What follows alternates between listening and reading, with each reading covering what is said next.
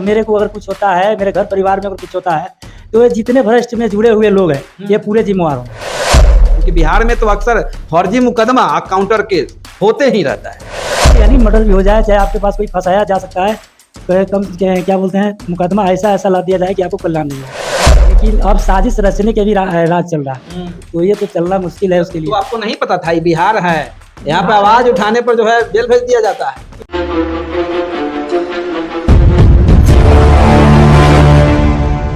ये बिहार है और बिहार में भ्रष्टाचार के खिलाफ अगर आप आवाज उठाते हैं तो आपको खामियाजा भुगतना पड़ सकता है, चाहे वो आप हो, चाहे हम हो, चाहे कोई भी। अक्सर जो है इस तरह से मामलाएं आते रहते हैं।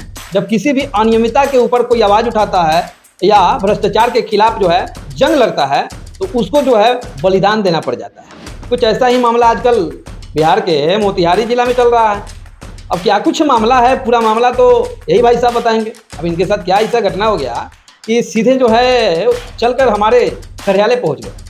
बहुत बहुत स्वागत है। नमस्कार जी नमस्कार। आप क्या नाम हुआ? मेरा नाम दुर्गा कुमार यादव हुआ। दुर्गा जी, क्या ऐसा समस्या आ गया एकदम आप जो है इस शाम को हमारे कार्यालय आ गए? जी ऐसी बात है कि मैं जनवरी में मैंने भ्रष्टाचार के खिलाफ आवास योजना के गड़बड़ी को देकर आवेदन, मैंने लिखित आवेदन आप प्रखंड कार्यालय कल्याणपुर में मैंने वीडियो साहब के पास दिया था। तो एक बात क्लियर किया जाए, किस प्रकार का आवास योजना में भ्रष्टाचार कैसा हो गया था, क्या कुछ हुआ? सर उसमें जो है जिस व्यक्ति को मिलना चाहिए वो उस व्यक्ति को नहीं मिला, और परिपूर्ण जो सब चीज से परिपूर्ण है उस व्यक्ति को। परिपूर्ण मतलब किस प्रकार से? यानी कि धन संपत्ति ज्यादा है, रुपया पैसा ज्यादा है, गाड़ी घोड़ा है, कंपनियां हैं। यानी कि आपके पंचायत में जो है परिपूर्ण लोगों को आवास मिलता है, गाड़ी बंगले वालों को आवास मिलता है, गरीबों का हक कोई और मार ले रहा है। वहाँ गरीब का कोई भला नहीं होने वाला। हाँ, उसके खिलाफ जो है आपने आवाज उठाया। आवाज किस प्रकार से उठाया? सर लिखित आवेदन मैंने वीडियो साहब को दिया कि ये जो है गलत हो रहा है। उसके बाद में वो कहा कि 31 जनवरी को इंक्वायरी करने आया।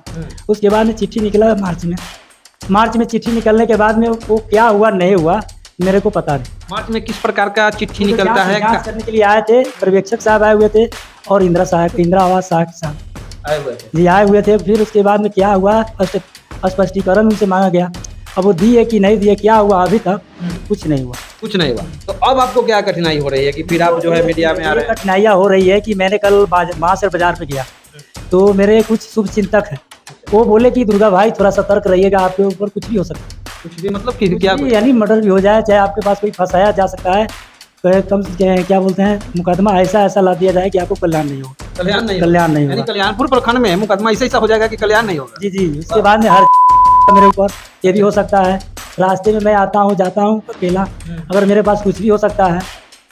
मैं इस पूरे समाज और पूरे लोगों के सामने मैं इतना कह रहा हूँ कि ये चीज़ नहीं होना चाहिए, ये नहीं होना चाहिए। जब मैंने भ्रष्टाचार के खिलाफ आवाज उठा रहा हूँ तो मेरे इतना खमियाजा उठाना पड़ रहा है कि इतना भ्रष्ट लोग है कि बगल से धमकियाँ देना चाह रहे हैं। धमकियाँ दे रहे हैं? जी। तो क्या इस धमकियों से दुर्गा जी डर गए? भ्रष्टाचार के खिलाफ आवाज उठाना बंद कर देंगे? मैं जीते जी यही से डरने वाला नहीं।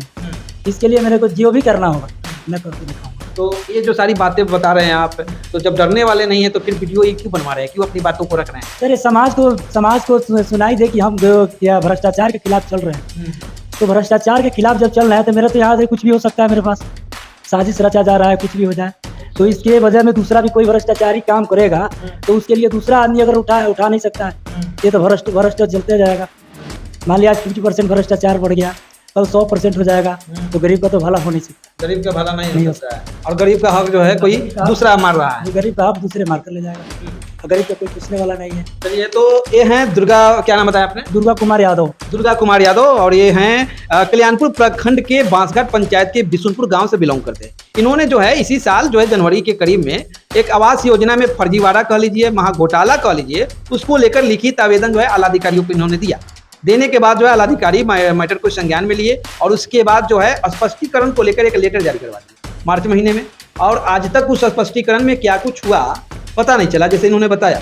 ऐसे हमने तो खबर बहुत लगातार आपको दिखाया है कि किस प्रकार से जो है कल्याणपुर प्रखंड के बांसघाट पंचायत में क्या कुछ हो रहा है, क्या कुछ हुआ है, वो सारी बात बताया। कौन आवास सहायक थे जो ये सब करके चले? वो जो है अवधेश कुमार राम थे वो। जी। अच्छा, अभी आप इन्होंने बताया है कि हमारे ऊपर जो है महादलित वाला केस भी हो सकता है, SC जो केस होता है, इसी बात हो सकता है। ये भी हो सकता है। हाँ। क्या है कि वो अपने स्वजातीय से मिलकर मेरे को कहीं से भी आवेदन दिवाकर कुछ भी कर सकते हैं। जी जैसे ऐसे धमकियाँ मिल रही है, तो अगर मेरे को अगर कुछ होता है, मेरे घर परिवार में अगर कुछ होता है, तो ये जितने भ्रष्ट में जुड़े हुए लोग हैं ये पूरे जिम्मेवार होंगे। अच्छा, यानी इस जो अच्छा ये योजना जो है कब पास हुआ था, ये आवास कब मिला था?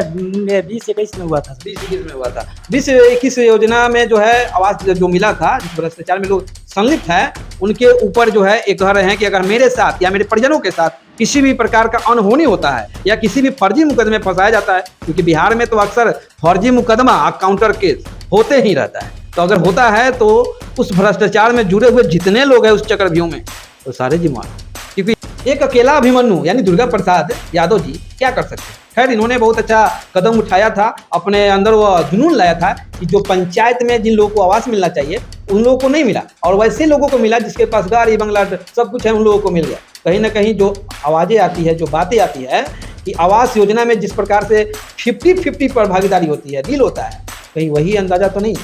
खैर इस मामले को संज्ञान में ले आलाधिकारी, अगर इनके साथ किसी भी प्रकार का अनहोनी होता है तो जैसे इन्होंने बताया वैसे अब क्या कहिएगा? सर यही कहेंगे कि आवास तो अभी तक बना नहीं है, कुछ कहाँ अब जियो टैग करके दूसरे के मकान को बनाया गया है, ये अभी तक उसका कोई कार्रवाई भी नहीं हुआ, मेरे को पता भी नहीं है।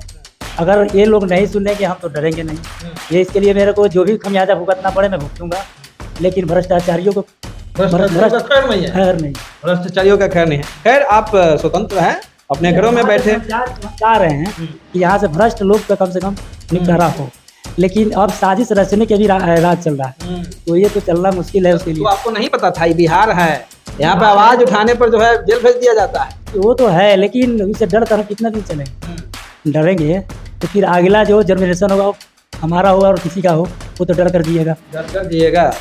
चलिए तो खैर आप स्वतंत्र हैं, अपनी प्रतिक्रिया नीचे कमेंट बॉक्स में डालिए। जो इन्होंने किया और जो लोग करने वाले हैं शायद से क्या सही है? जय हिंद, जय बिहार।